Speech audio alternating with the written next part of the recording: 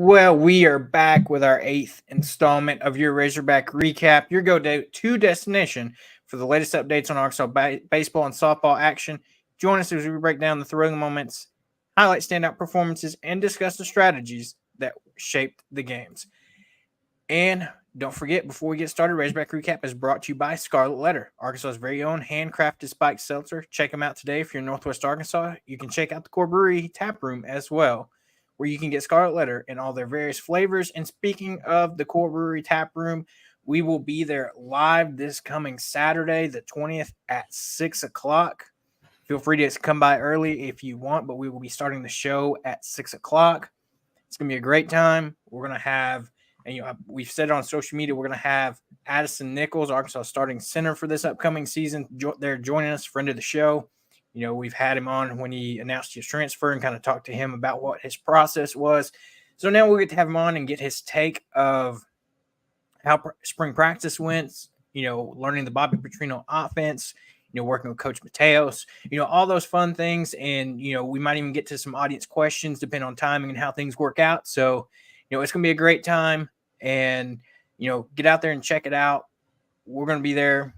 We'll have, all kinds of goodies as well as, being able to talk to everybody. Anything you want to add there, Seth?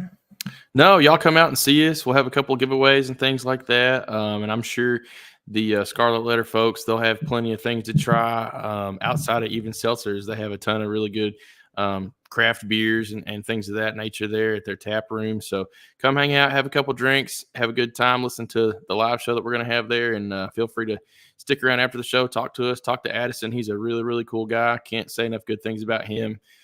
On and off the field, really. He's extremely fun to hang out with, and we've gotten to go out to eat with him a handful of times as well, and really, really good guy. So we're excited to be able to talk to him a little bit more about football. Very true, and I believe they just brought back their Arkansas Red, one of their key craft beers that they just brought back last week. So they'll have that on tap there that you can only get in Core Brewing's tap room. So that's big.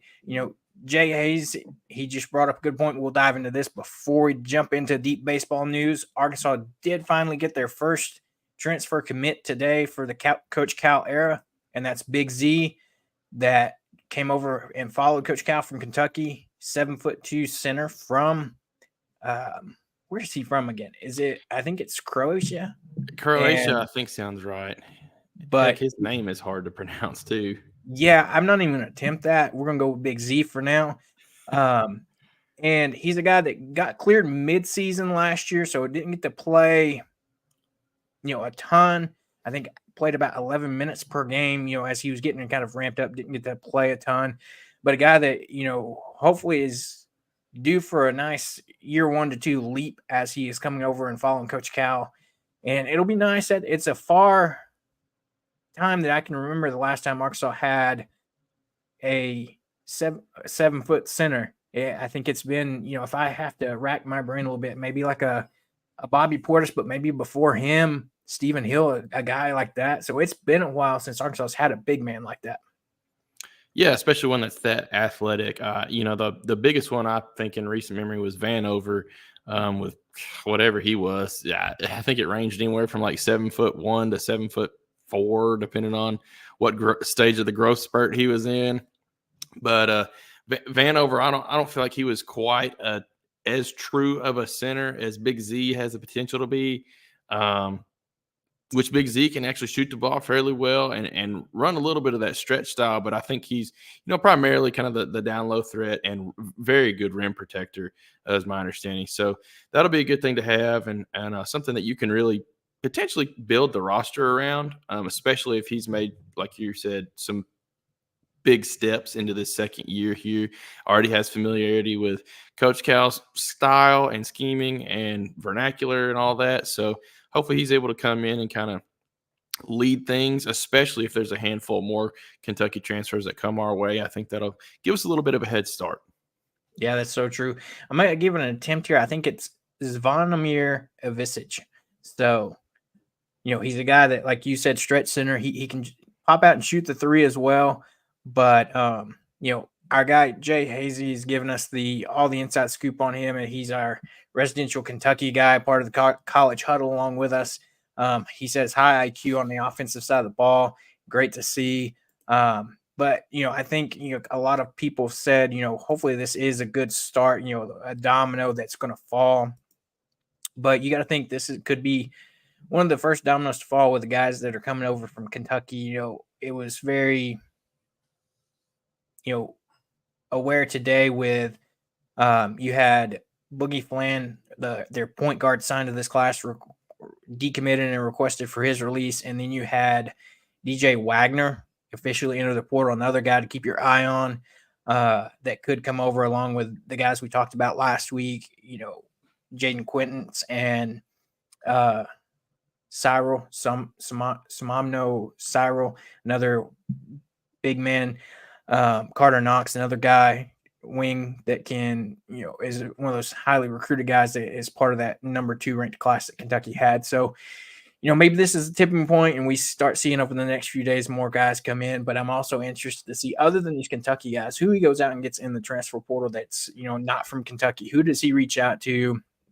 It's weird. Somebody brought up the point compared to how Musselman ran things where you constantly saw during portal season, Arkansas contacts this person, Arkansas contacts this person. Cal's almost the opposite of that, where you don't see a ton of, oh, he's reached out to this guy, Arkansas's reached out to this guy. He's keeping it kind of in his pocket and,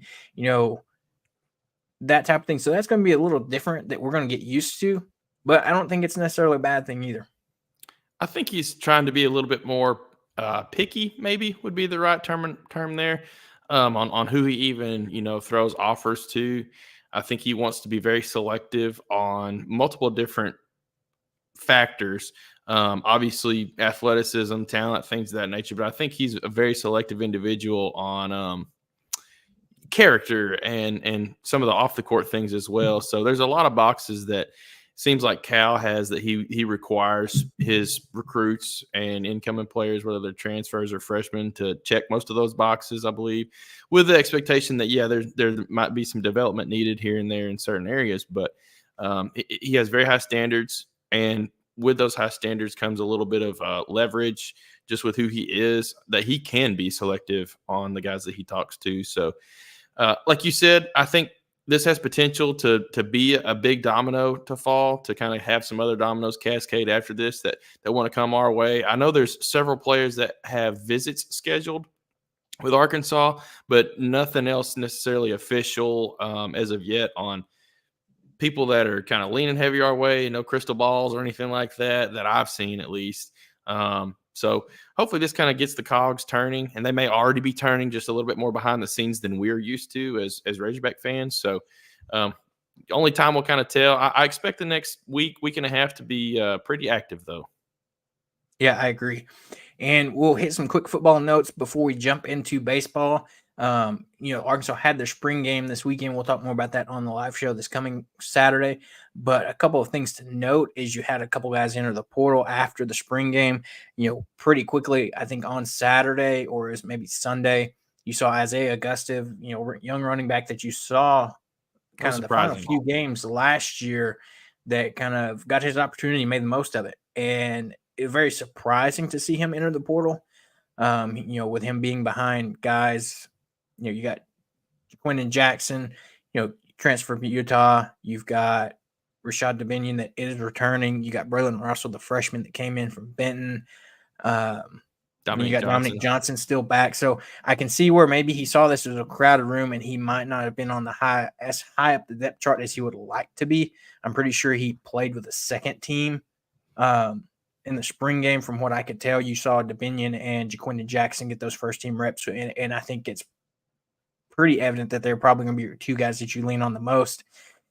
And then the other guy, one that I'd hoped he would have better success here, Jacoby Criswell entered the portal today. He transferred to Arkansas last offseason from North Carolina, kind of a guy that everybody thought might be the successor to once KJ leaves, would be able to take over things. But, we got to the spring game yesterday and we saw on Saturday, and we saw Malachi Singleton come out with the second team to get those first second team reps.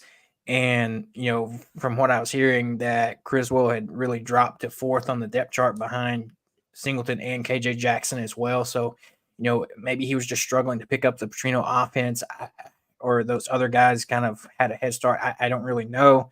But, if that was the case, I kind of saw the writing on the wall that he would probably enter the portal to try to head somewhere else where he could play. Another note, great point here is we have got to figure out a kicking game. I think it's going to be very evident that we are going to be missing Cam Little this year. From what I saw at the spring game, it was, not very consistent. They were having him kick from the 40, so not necessarily traditional extra points, but they weren't hitting as consistently as Arkansas has been used to with Cam Little over the past 3 seasons. So I think we got spoiled. Yeah, a little spoiled there. So we'll see what happens. I wouldn't be surprised if we maybe have 1 to 2 more guys in their portal. I hope not, but we'll have to see. I think we're going to still trying to look for a couple guys to bring in ourselves, especially on the defensive side of the ball, but we'll see where that leads. But we'll jump into the baseball portion of the show, as this is your Razorback Recap. We are talking about baseball and softball, along with these little tidbits that we get before our regular show. Arkansas baseball went on the road after a big, long home stretch at Baum to take on number 25 Alabama, and Arkansas started out with a win in the series. They got the first game 1 win 5-3. Hagen Smith, your guy that you're going to come out and see your game 1, 6 innings, 96 pitches. He allowed only 2 hits, 3 walks, and 6 strikeouts. Will McIntyre came in, just didn't really have it. Game 1, 30 pitches in 1 inning, 4 hits, 3 runs, 2 strikeouts. So just not his night. Stone Hewlett came in relief, a third of an inning, 10 pitches, walked the guy. Gabe Geckel came in for the final 1 2/3, 27 pitches, 1 strikeout. So in this game, kind of your normal pitching. Hagen not as necessarily dominant as what we're used to with those double-digit strikeouts. Was there anything that necessarily stood out to you, or do you think it could have been just, this was their first really series away from Baum since that Auburn series, and you'd played several home games, and so just a change of atmosphere may have thrown them off a little bit? Yeah, I think that could have definitely been the case. Just trying to kind of get your sea legs back under you while you're on the road. You're not as comfortable. Just the little bit of travel can affect you. There's a lot of things. The crowd. I mean, there's so many factors that could play into that. I don't think Hagen really buys into a lot of that stuff. I don't know if that's the right way of phrasing it, but most of that stuff doesn't seem to affect him that much. He's got a pretty strong mindset. He's really been quite efficient at getting out of bad situations and keeping his head in the game and not letting his mental state get affected too much, even in some of those tougher situations where he ran into a couple of back-to-back walks or something like that. He's been doing a pretty good job of getting out of those scenarios. So got to give him his credit there, but it wasn't his best outing, which is crazy to say that. He actually had a really efficient game. In my opinion, the 2 hits, the 3 walks, the walks were a little uncharacteristic. I mean, I know that's not a lot, but for him it is. So that was slightly uncharacteristic. He got into a few more, full counts, getting behind against a couple of batters more often than normal. And so there might have been a little bit of those kind of road jitters, but other than just nitpicking, he still had a phenomenal game, had a 6-inning shutout with the 2 hits and the 3 walks with 6 strikeouts behind it. I mean, any other pitcher on our team, that's a great day. So, I mean, it just kind of puts things in perspective for how monstrous of a season he's been having when you have that line right there and everybody's like, oh, he had a really down day. So that's a good problem to have, though, if you're Hagen Smith. So props to him going on the road and getting you 6 innings on not 1. And it was, in my opinion, critical for us even getting this win here with McIntyre not having his best stuff either. Yeah, that's so true. McIntyre is one of those guys that you usually can count on. And with him not having, his best game like you are used to seeing, I'm glad Arkansas still came out with a win in this game. They started out the game hot, scoring 3 of their 5 runs in the top of the first. McLaughlin had a 2-run home run. Sprague had a solo, and those were back-to-back. And then in the 3rd inning, Arkansas increased its lead to 5 with a 2 RBI single, or 2 out RBI from Hudson White, followed up by Diggs scoring on a wild pitch. And in this game, you had Sprague had a really nice game in this game 1, going 2 for 2, 2 runs scored, an RBI and 2 walks. McLaughlin had Arkansas's only multi-RBI game with his 2-run home run. So, Arkansas it seemed to be hitting the ball well in this game, or decent enough to get the job done, which we'll talk about in a minute. Wasn't the case down the stretch in games 2 and 3 necessarily. But this is something I think they're really going to have to figure out, especially in some road matchups where they're not at home. You don't have the fans behind you, really. I know Arkansas travels quite well, but it's still different than being in your home stadium. And so to see in these next 2 games, Arkansas struggle hitting the ball, it's not worrisome necessarily, but if it keeps up, could get concerning. And yeah, no doubt about it. I will say this. I mean, you look back at some of the teams that made it to Omaha and won it all the last couple of years. They had 2 or 3, some of them even 4 series losses throughout the season, and then either did really well in like their conference tournament to get into Omaha or get into regionals and work their way through regionals and supers, even if they weren't hosting. Got hot at the right time. So here's the thing. Losing this series, not the end of the world at all. Alabama is a very good team. They were number 25, I believe, at this point, and then they've jumped up to, I think, number 15 now after this victory against us. Kind of getting ahead of ourselves, but obviously they won the series here. Everybody knows that. So losing the series at this stage of the season, it's really not the end of the world, and can sometimes be a good thing to kind of bring you back down to earth a little bit, take that number 1 target off your back. We're still number 2, so still a huge target, and we're still Arkansas. Everybody always wants to play their best against us and things of that nature, but kind of gives you a little bit of a reality check that, hey, we are beatable. If we don't play our best ball, we can easily be beaten, especially against some of the good teams in the SEC. So we got to get back to the grindstone and really kind of work on our consistency.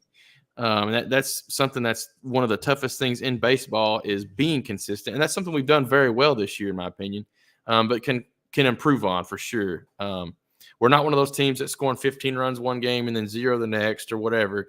We have been pretty consistent in that department, but I think we still could make some improvements and develop a little bit more. And I still think a lot of it boils down to Van Horn is still monkeying with the lineup. He's got too many guys that are playing too well to stay on the bench, and so he's been trying to rotate guys in and out, which is a good thing in my opinion. But you're still trying to figure out exactly who your hottest hands are and all that. And this was a prime example this weekend where Peyton Holt earned a lot of playing time and, in my opinion, capitalized on it.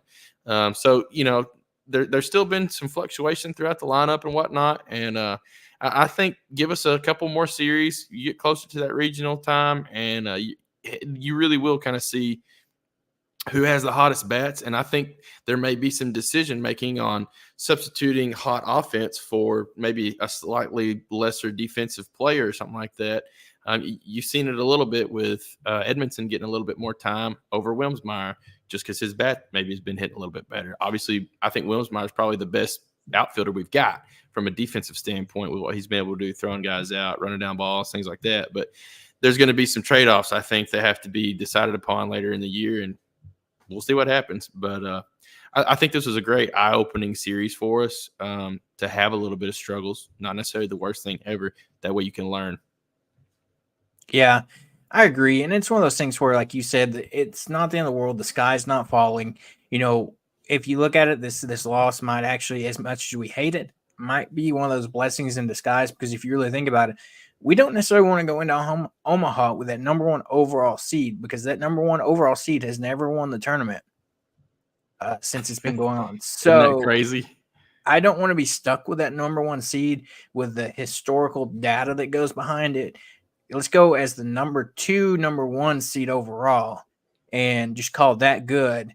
But at the end of the day, once the series, you're going to lose eventually, and like you said, reality check, get it out of the way here, kind of get that, yes, we can be beat, so let's bounce back and, start attacking the problem. And like you said, I think you see that a lot with what Dave's doing in the lineup.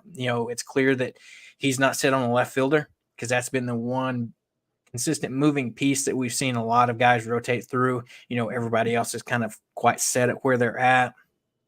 So you've seen let's see, this season you've had Jason Jones out in the left, you've had Lovich in left, you've had now Holt in left. I think you've had Edmondson in left at some point. So you've had a handful of guys in that left, whereas you've either had Wilmsmeyer or maybe Edmondson in center, two guys, mainly Wilmsmeyer.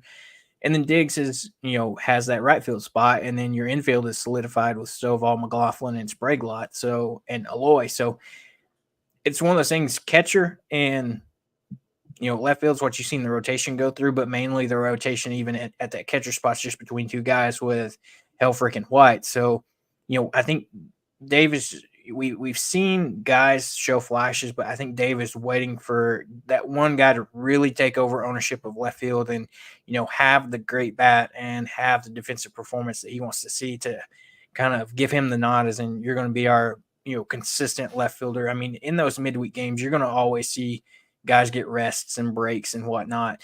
But during those weekend series is when you really want to see a consistent kind of lineup, if you will. And, like we said, Holt, we've seen second last year, some this year, was expected to be the starting third baseman this year. And then you had Spraglott bust on the scene with his good bat. And so, to see him, being open-minded to taking that role out in the outfield to get playing time, that's fantastic, to be a team player like that and capitalize on, like we said, he came out and had a decent weekend this weekend, and you might see Holt in left field more as we continue to go. Yeah, and I'd love to see that. He's such a fun, explosive player, and we can run through some of the Game 2 stats here because he was pretty critical in what happened in Game 2. Yeah, that's very true. So Game 2, Arkansas loses 4-3 in 10 innings, so you got extras out of this one. So you got more than your money's worth here. Mason Molina got the start, 6 innings, 101 pitches, so a season high, I believe, for him, allowing 5 hits, 2 runs, 6 strikeouts. Christian Fouch comes in for 1 2/3 innings, 24 pitches, allows 1 hit, 1 run, and 2 walks and 1 strikeout. Stone Hewlett comes in for a third, 12 pitches, 1 hit, 1 walk. You have Gage Wood come in for an inning, 18 pitches, 1 hit, 1 run, 1 walk. And then Jake Faraday comes in for 3 pitches here at the end of the game. This was a tough one. Arkansas and Alabama were neck to neck in this one. Most of the game, Alabama jumped out early, hit 2 solo home runs against Molina to go up 2-0. Arkansas responded on that in the 5th with a solo home run from Stovall and Spraglott, both to get back, tie it up. Alabama then scored the go-ahead on a 2-out double in the bottom of the 8th. That put them up 3-2.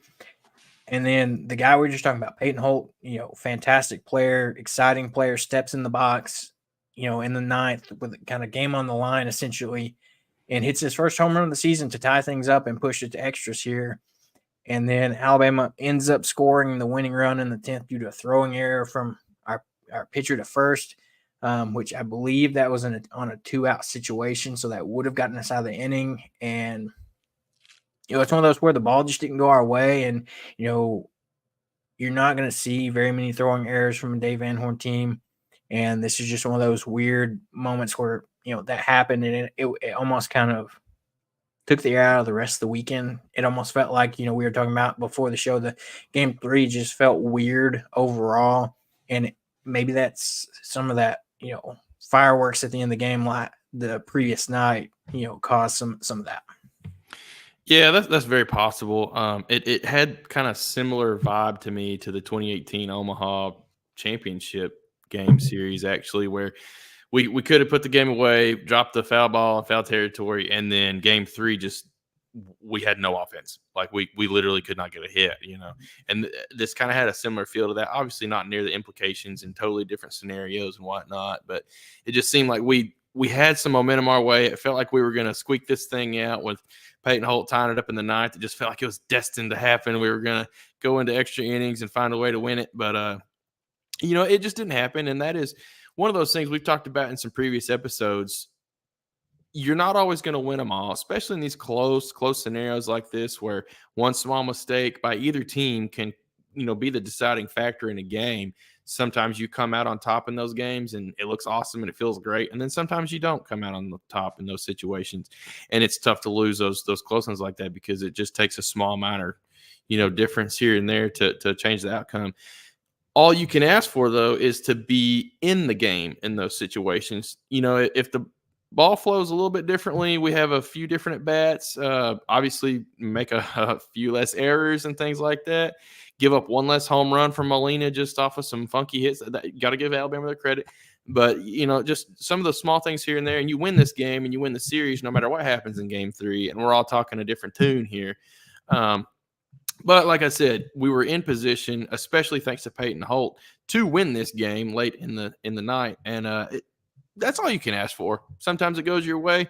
And with our team as talented as they are and our pitching as deep as they are, I feel like more often than not, it will go our way. This was just one of those scenarios when it didn't. And that's sometimes actually a good thing to have happen to kind of, like I said, bring you back down to earth. Get everybody's mind back right that, hey, we are beatable. We've had this really good, kind of stretch here in conference play, but you still got to bring that consistency. I'm going to circle back to that again. You really got to have that consistent output from all your pitching and all your bats each game, to have these series wins week in and week out. But definitely a really good matchup against a really good Alabama team that seems to be always kind of a hard-fought battle year in and year out, especially about the last 3 seasons. They've been pretty solid these last couple of seasons. They've had some really good players. This year, actually, some of those staple guys like Dugas, I believe his name was, and a handful of other guys, they were really, the backbone of that team for a couple of years. And they reloaded, and they're still pretty good this year, even though they lost a handful of those players. So got to give Alabama a lot of credit. They pitched better than I expected them to. That was another thing that I think really stood out to me. And that was half the reason that they won game 2 and a lot of the reason that they won game 3. Yeah, one thing I want to see Arkansas improve at, and I don't know necessarily if it's necessarily Nate Thompson issue or just these guys are struggling sometimes at the plate, but like we've got to get better at, being able to hit the ball with runners in scoring position. That seems to where we struggle. Like if you look at most of our games, we do a lot of damage. I mean, it's out there, it's a typical Arkansas team where we do a lot of our damage with home runs, the home run ball. I mean, and that's not just this year team or the last year's team. That's been a consistent from like how this Arkansas team's been. And I don't know if that's necessarily the approach they're learning from, hitting coach Nate Thompson. I don't know.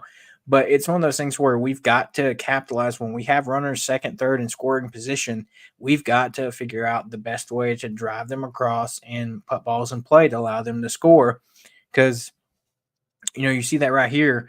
You lose a close game on Saturday, and then you come back Sunday and you don't even score a run and lose 5-0 behind. Alabama did have a great pitching game with their guy that went almost the entire game except for that 9th inning. But you still got to learn how to get guys on base, but when you do, push them across. Yeah, and that can happen in a lot of different ways. Small ball can be played in different ways.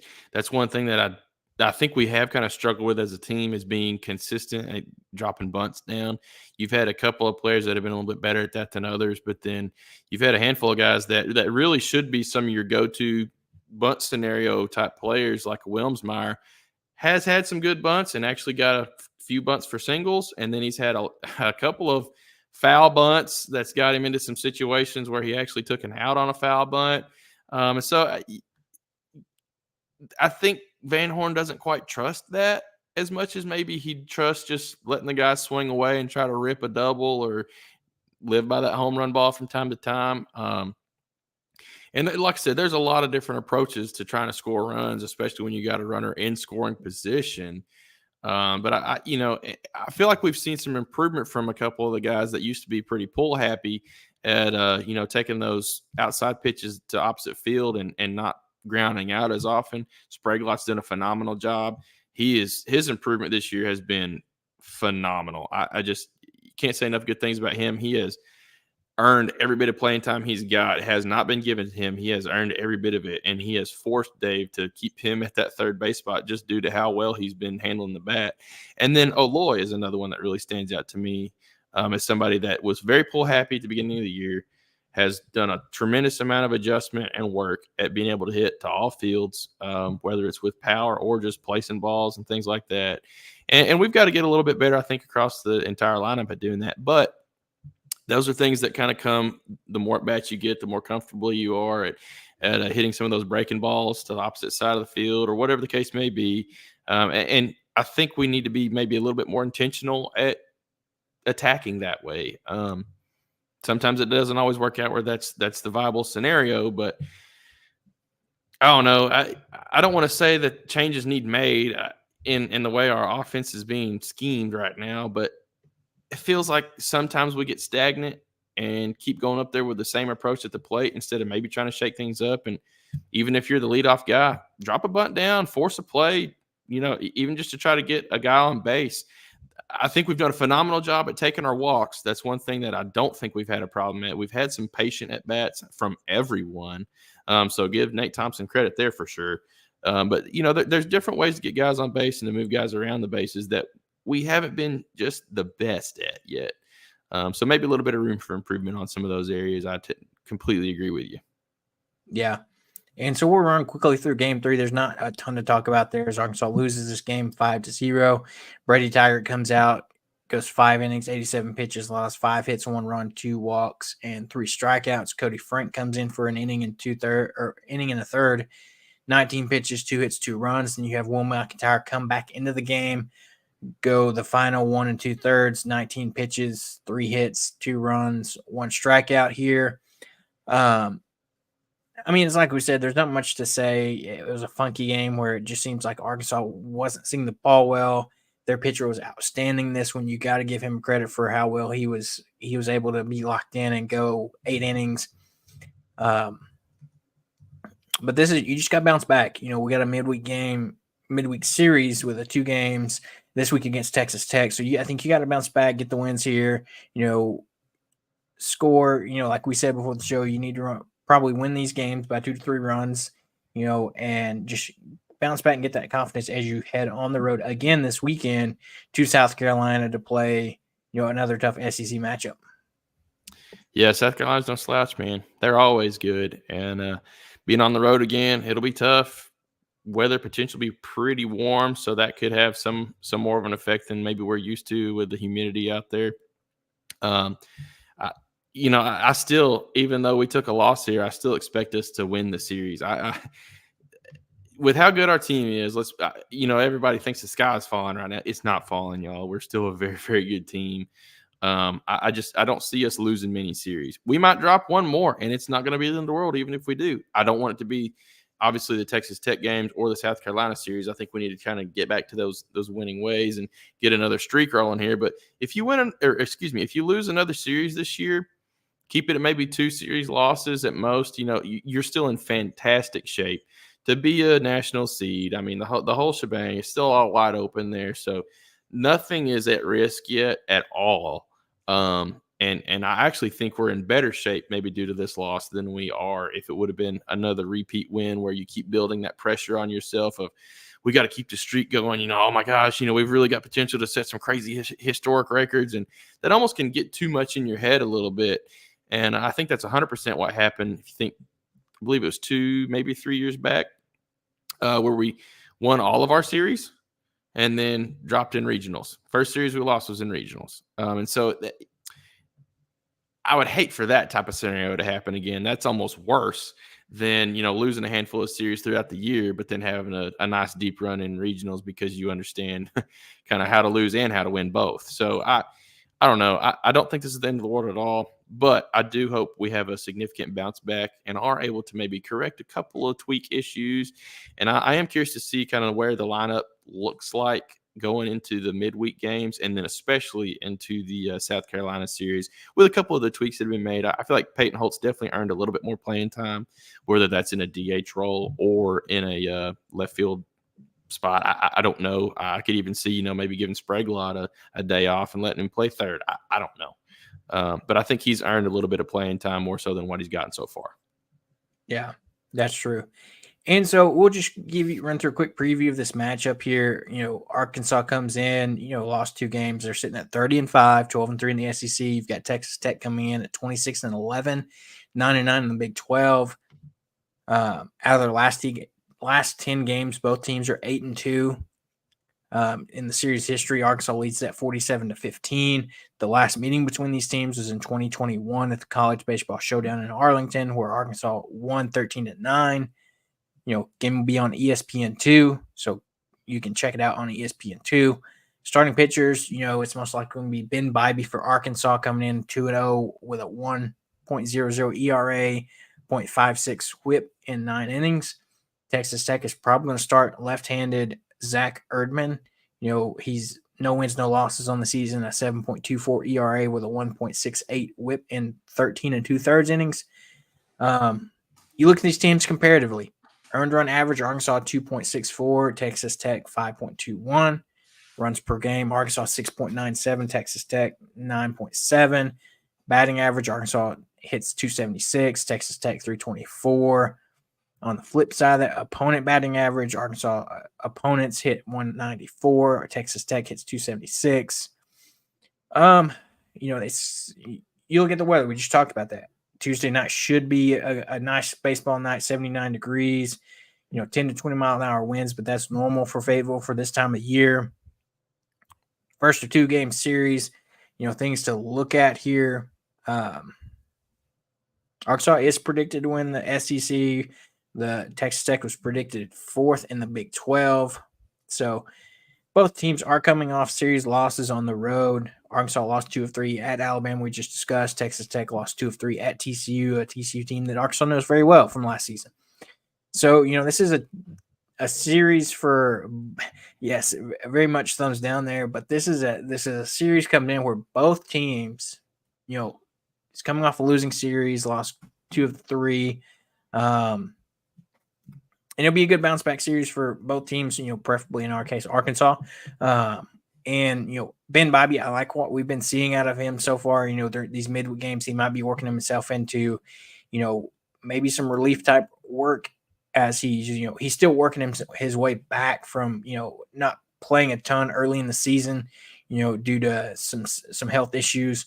But I think the more we see him get back and the more innings he gets under him, he might come in, clutch in some key scenarios and some SEC series down the stretch. Yeah, the one thing I'll say about Ben, that he's been doing a great job starting a couple of midweek games now for us. I think if he gets another couple of games under his belt, the one piece that I'd like to see him maybe kind of swap for and pitch more on the weekends for, which is, I hate to say this because I really like him as a guy, but Cody Frank has really been scuffling. It seems like more often than not, he comes in, you think that he's going to come in and really have good command. Looks like he does those first couple of pitches, then he'll either leave a hanging breaking ball that gets absolutely hammered, and then he's immediately struggling. It's like his last 3, 4, maybe 5 appearances have really just he's barely made it out of an inning, if that. Sometimes gets knocked out of an inning because he's given up 2 or 3 hits for 2 or 3 runs. This weekend was another example of that for Cody, which I hate it. I really expected him to be one of those kind of really good relievers for us, but I could see potential for those 2 guys to maybe flip-flop a bit if Ben's consistency really starts to be exposed, with some of these good starts he's showing. Obviously, the competition level usually in these midweek games is not the same as on the weekends, so you got to kind of take that into account. But I wouldn't mind seeing maybe a potential flip-flop there and seeing him get, those innings that Cody's been getting in those usual Saturday relief type scenarios. Throw Ben in there and just see what happens. Maybe you have a little bit better results than what you've been getting right now, and then maybe you can let Cody start some in the midweeks to get his confidence back against some of the, maybe fairly lesser opponents. I'm not trying to couch coach or anything like that, but I could see something like that. Once Ben is up to speed fully, I could see something like that, maybe being beneficial for this team and being beneficial for Ben Bybee himself, getting some more exposure against some of the upper echelon competition and, see where he really stacks up. So He's been phenomenal though in the last couple of midweek starts, and I expect him to continue that trend against Texas Tech. Yeah.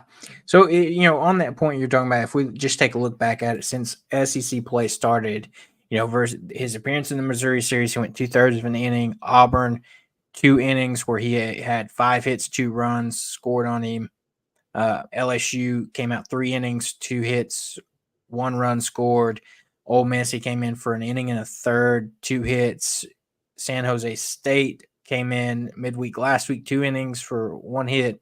And then this weekend came in for an inning and a third, 2 hits, 2 runs. So, like you mentioned, had been struggling a little bit in his command over, in SEC play.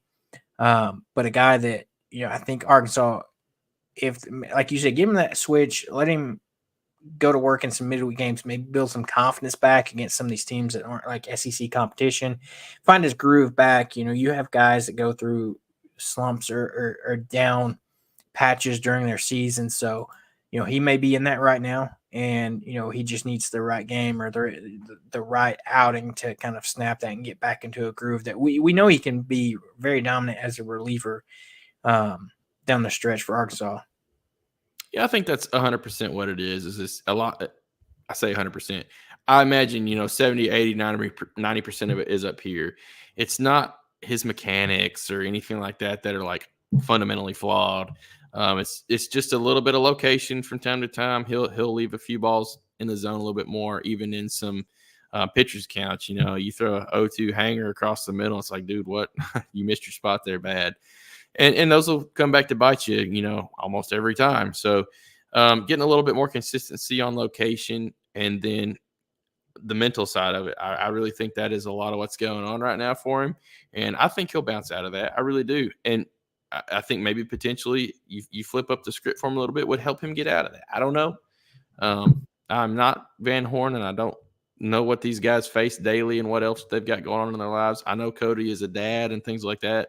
So there may be a little bit more that he has on his plate compared to some of the other pitchers, and that might be affecting him some. So whatever it is, I do wish him the best, and I know he needs to be a critical piece for us down the stretch. So I hope and pray that he gets his groove back. I think he will. I've got full confidence in him, but he is a piece that we need. Yeah, very true. So as we jump over to Arkansas softball, they had a road matchup this weekend as they went on the road to number 25 South Carolina. They get the game one win here. So started the series off strong, winning 4-3. You had Morgan Leanstock come out and pitch 1 2/3, 4 hits, 3 runs, 1 walk, 1 strikeout, and then Robin Herring come in relief for the final 5 1/3. 4 hits, 2 walks, 6 strikeouts here. So you see Robin Herring kind of getting back to, her true form of what we saw early in the year. Batting wise, Kylie Halverson led Arkansas with a 2-for-3 performance, scoring 2 runs. Nia Carter 1-for-3 with an RBI. Then you have Hannah Gamble having a sac fly RBI that scored Bree Ellis. So, those 4 runs there, you're able to see what Arkansas can do. And, I think this team is really kind of getting back to their groove of what we saw earlier in the season with some of these pitchers getting healthy. Yeah, that's 100% it. I thought this was a good game for us. We got behind early. Morgan Leanstock didn't have her best stuff, but Robin Herring did. And so, that's what we were talking about a couple weeks back. Once Robin's back and healthy, you're not fully having to rely on, just 1 or 2 people. If somebody doesn't have their best stuff, you have the flexibility to pull them early. This is literally the scenario we talked about. Robin Herring comes in and then gives you the other 5 1/3 inning, and your offense squeaks out just enough to seal that win, kind of off the back of Robin Herring shutting things down. So this is a prime example of what I thought this team had the potential to do. Even if you get routed early, somebody doesn't pitch their best, you can make a couple of adjustments and find a way to steal a win. I mean, honestly, that's what we did in this game. So great way to start the series, and definitely came in clutch that we were able to steal this one the way we did. Yeah, that's true. Arkansas comes into game 2 here, loses this one 2-1 in a close 1-run game. Reese Berlin got the start here, 2 innings, 1 hit, 1 run, 1 walk, and 1 strikeout. Hannah Kamzen comes in for a third, 1 hit, 1 walk. Morgan Leadstock finishes the game with 3 2/3. 3 hits, 1 run, 2 walks, 2 strikeouts. Arkansas out hit South Carolina in this game 7-5, but stranded 6 runners. Kind of same thing we talked about with the baseball team. When you have those runners in scoring position and on base, you've got to find a way to drive them home. Arkansas's one lone run in this game came off an RBI hit from Kennedy Miller that scored Ali Saki. So Arkansas drops game 2, which set themselves up for a rubber match on Sunday. And going into that Sunday game, Arkansas wins 3-0. Robin Herron, we just talked about, she comes in full 7 innings, only allows 3 hits, gets 6 strikeouts. Arkansas out hit South Carolina 5-2. Hannah Gamble hit her 11th home run with a solo shot in the second. And then you had Reagan Kramer hit a 2 RBI triple down the right field line that put Arkansas up 3-0. Arkansas wins the road series. And an interesting fact that's been very impressive with this Arkansas team is this Arkansas Razorback team have now won 14 of their last 15 road series dating back to, I believe, 2021. This team knows how to go on the road and get those wins. I mean, we saw it early in the season when they went on the road and beat Georgia. Got the series win there, come back home, beat Missouri at home. They go on the road again and find those ways to win. And that's what's so impressive about these Courtney Deifel-led teams.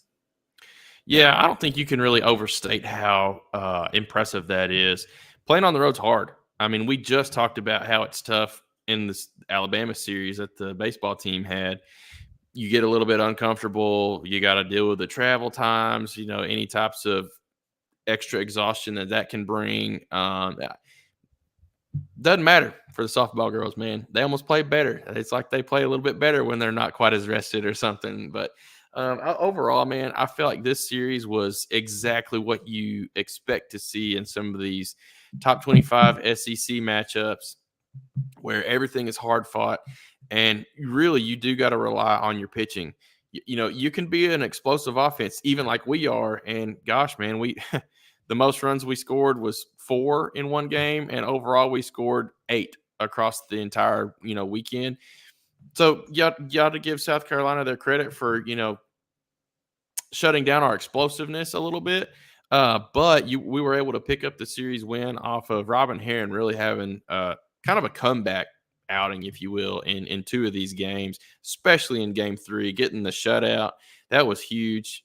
Shutting out a really good team at home in that rubber match where there's a lot of high stress, high leverage situations while you're out there. So I thought she really stepped up, put the team on her back, and let us have an opportunity to get the series win here while only scoring 3 runs of our own. So it's not like we come out there and just knock the cover off the ball either. Only 5 hits. That's in softball world, that's not a lot. Softball can be a little bit more of a high run, high hit game compared to SEC baseball, if you will. But this was one of those screws were tight type matchups, and very, very lucky we came out on top, especially considering the way game 1 went, having to kind of claw out from behind. You can't ask for a better series, man. This one had everything. Yeah, that's true. So with this series win, Arkansas comes back in, and with the polls today, it jumped up to 14 from 19. So we're back up there, climbing our way up. You got Alabama coming to town this weekend as they come back home. And that's going to be a back-to-back match up there. And what I mean by that is we're coming in at 14. Bama's coming in at number 13. So it's going to be yet another again, tight one. Yeah, I think it's safe to say that most conference series this year are going to be ranked matchups. That's just how the SEC is this year with just the talent. You run down the rankings list right here. You got Tennessee at 4, LSU at 6, Georgia at 8, Florida at 9, Texas A&M at 12, Bama 13, Arkansas at 14, Missouri 15, Mississippi State 17, South Carolina at 25. So I mean, that's nearly half the league right there. So that might be more than half, dude. That's a ton. And if you wanna consider our newcomers for next season, you've got Texas at number 1 and Oklahoma at number 2. Gets even stronger, which is scary. So, with that being said, Arkansas is going to be back at Bogle. So if you're in town, get out to support them. It seems like every weekend we're coming out and setting new attendance records with the softball team. And I mean, for good reason. They're exciting, fun to watch. They figure out ways to win here. Yeah, good point here. The SEC is killing it. And the same way with baseball. You look at the baseball rankings too. I think half the rankings are SEC teams as well. If you go through that, you've got A&M sitting at 1. Unfortunately, they had to jump us, as gross as that is. You got to give them credit. They're having a heck of a season. That's true. And so you've got A&M at 1, Arkansas 2, Kentucky 3, Tennessee 4. So 4 of the top 5 are SEC teams. And then you keep going down here. You've got Vanderbilt at 13, LSU at 14. You've got Alabama at 18, South Carolina at 20. Mississippi State just dropped out. Florida just dropped out. So, I mean, both you look at men's softball and baseball, SEC is very dominant this year. I agree. Texas A&M is gross. And so it's one of those things where we're just a dominant conference. That's what it boils down to. And even other than your main sports, besides yes, we're competitive in football. We're competitive in basketball. Baseball's always up there. Softball's always up there. Gymnastics. Look at gymnastics. Yeah. I mean, the SEC is easily becoming one of the, if not the top conference in college sports.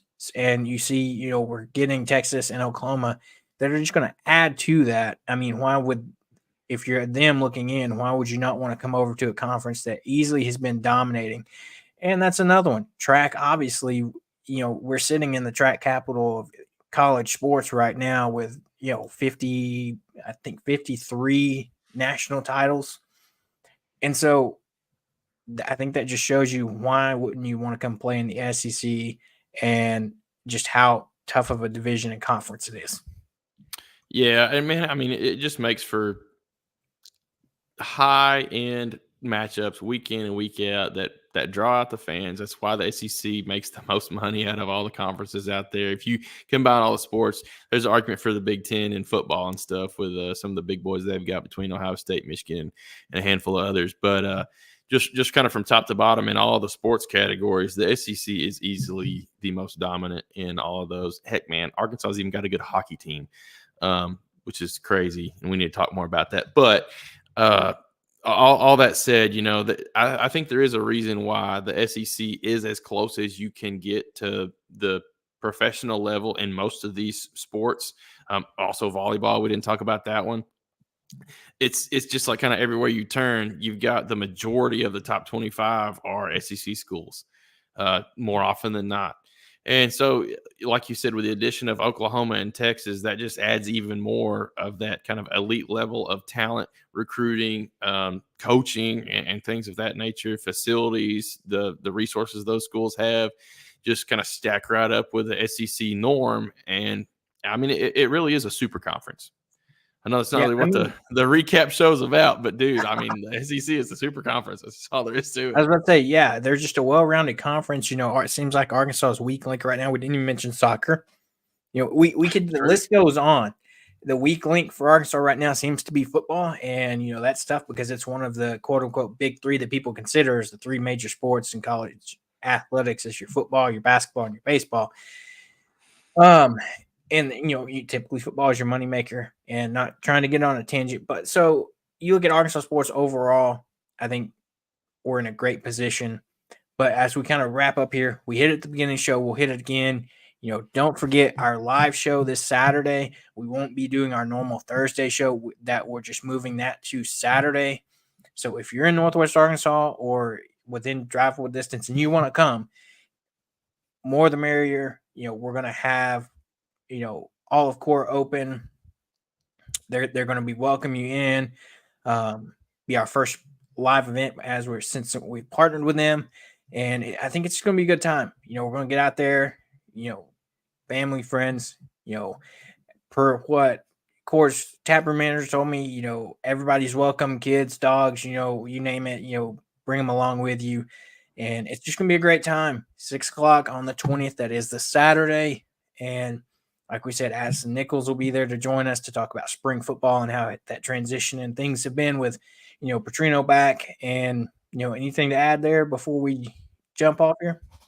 No, it's going to be fun. The biggest thing that I've kind of been telling a lot of my buddies and a lot of my friends at work, they're very curious to hear Addison's side of things when it comes to how much Coach Pittman has been working with the offensive line, as well as obviously Coach Mateos. But those two guys have really been putting a lot of extra time in with the offensive line. I think that's going to show. So I'm excited to get Addison Nichols' side of that, if you will. And I know he's going to be excited to see as many supporters out there at court as possible. So you guys come on out. There will be plenty of drinks, plenty of snacks, plenty of giveaways, plenty of fun conversations to be had. So y'all come out, come see us. Support us when you can. If you can't be there, we will obviously be live on all of our channels as well. So it'll be streamed. So tune into that, whether you're traveling or just too far away to make it up there. So be sure and tune in. It's going to be a great time. We're really excited to host this event with the Core/Scarlet Letter folks up there. And I mean, it's an exciting time and big things for us for sure that we want you guys to be a part of with us. Very true. As we continue to grow, they've been great, to work with. And so, I mean, that just says what type of local brand they are, and to partner with us. So come out there, support them, support us. We've got that event. It's on our Facebook page. So if you go search Woo Pig Weekly on Facebook, you'll find it. You can find all the details there, address, everything. Feel free to hit going on that. Let us know you're coming, and it'll be a great time, like Seth said, and we're ready for it. And Saturday can't get here quick enough. And with that, we'll be. We'll sign off here, and we'll see you guys Saturday.